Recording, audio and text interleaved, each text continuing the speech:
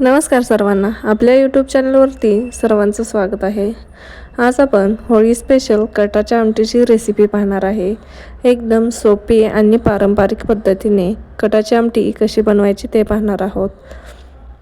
तर त्यासाठी मी इथं अर्धा किलो डाळीतून येळवणी जी काढलेली असते ती येळवणी घेतलेली आहे.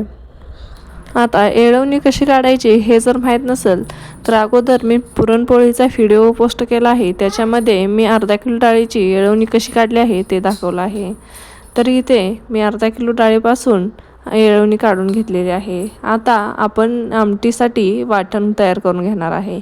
तर त्यासाठी मी अर्धी वाटी खोबरं भाजून घेतलेलं आहे. एक मोठा चमचा धने, मोठा चमचा जिरे, लसूण पाकळ्या आणि कोथिंबीरीच्या काही काड्या घेतलेल्या आहेत.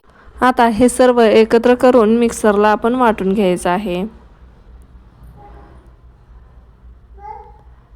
आता याच्यामधील अर्धा लसूण आपण मिक्सरच्या भांड्यामध्ये घेऊन वाटून घ्यायचा आहे आणि अर्धा लसूण नंतर ठेचून परत आमटीसाठी वापरणार आहे. आता याचं मिक्सरला फिरवून आपण वाटण तयार करून घेणार आहे. हे बघा, अशा पद्धतीनं मी इथे वाटण तयार करून घेतलेलं आहे. त्यानंतर गॅसवरती पातेलं ठेवायचं आहे. पातेल गरम झालं की त्याच्यामध्ये 2 पळी तेल घालून घ्यायचं आहे. तेल व्यवस्थित गरम झालं की त्याच्यामध्ये मोठ्या चमच्याने पाव चमचा मोहरी घालायची आहे. मोहरी व्यवस्थित तडतडली की त्याच्यामध्ये त्याच चमच्याने पाव चमचा जिरे देखील घालायचे आहेत. जिरे देखील व्यवस्थित तडतडले की त्याच्यामध्ये घालायचा आहे ठेचून घेतलेला लसूण. याच्यामध्ये ठेचून घेतलेला लसूण घातल्यामुळे देखील आमटीला छान असा सुगंध येतो. त्यानंतर 7 ते 8 कढीपत्त्याची पाने देखील घातलेली आहेत. कटाच्या आमटीसाठी कढीपत्ता हा आवर्जून घातला जातो, त्यामुळे आमटीला टेस्ट छान येते आणि सुगंध देखील छान येतो. त्यानंतर जो आपण वाटून घेतलेला मसाला आहे तो या तेलामध्ये टाकून घ्यायचा आहे आणि तो या तेलामध्ये व्यवस्थित 1-1.5 ते 2 मिनिट परतून घ्यायचा आहे.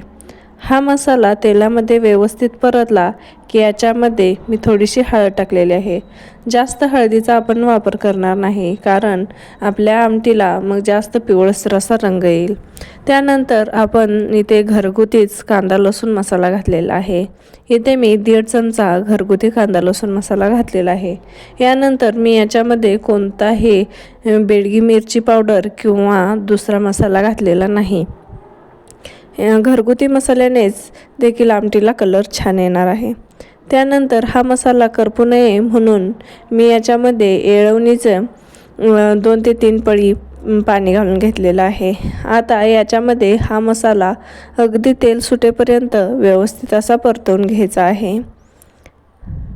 बारीक गॅसवरती साधारण 2 ते 3 मिनिटे व्यवस्थित असा मसाला आपण परतवून घेणार आहे. आता या मसाल्याला छान असं तेल सुटलं की याच्यामध्ये आपण ती येळवणी घालून घ्यायची आहे. आता इथे बघा, तेल अगदी आपल्या मसाल्याला छान सुटलेलं आहे. आता परत एकदा व्यवस्थित मिक्स करायचं आणि ती येळवणी याच्यामध्ये घालून घ्यायची आहे. आता परत एकदा व्यवस्थित अशी मस्त ढवळून घ्यायची आहे आमटी. त्यानंतर तुम्ही याच्यामध्ये तुम्हाला किती कटाची आमटी हवी आहे तितकं तुम्ही याच्यामध्ये पाणी ॲड करू शकता. पण पाणी ॲड करत असताना नेहमी उकळलेलंच पाणी याच्यामध्ये ॲड करायचं आहे. त्यामुळं आपल्या आमटीला कट देखील छान येतो. आता मला जितकी आमटी हवी आहे तितकं मी याच्यामध्ये पाणी ॲड केलेलं आहे. साधारण मी अर्धा लिटर पाणी याच्यामध्ये परत घातलेलं आहे. त्यानंतर चवीनुसार मीठ ॲड करायचं आहे आणि परत एकदा अशी ही आमटी आपली ढवळून घ्यायची आहे. त्यानंतर याला छान अशी एक उकळी काढून घ्यायची आहे. हे बघा, उकळी येण्या अगोदरच आपल्या आमटीला कट छान असा दिसायला सुरुवात झालेली आहे.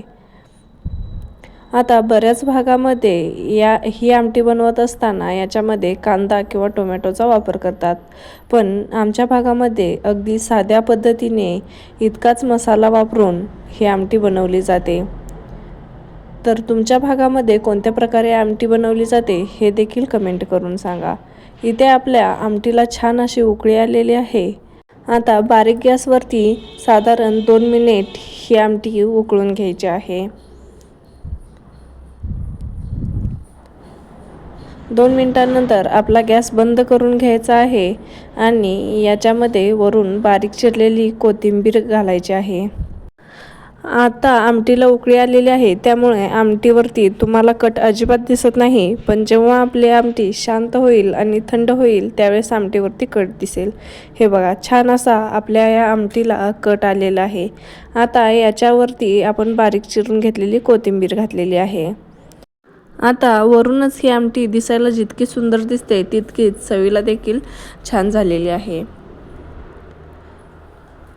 तर तुम्हाला ही कटाची आमटीची रेसिपी कशी वाटली कमेंट करून नक्की सांगा. आणि ह्या होळीला याच पद्धतीने एकदा नक्की आमटी ट्राय करून बघा. आणि तुम्ही जरी चॅनलवरती नवीन असाल तर व्हिडिओला लाईक आणि चॅनलला सबस्क्राईब करायला विसरू नका. धन्यवाद.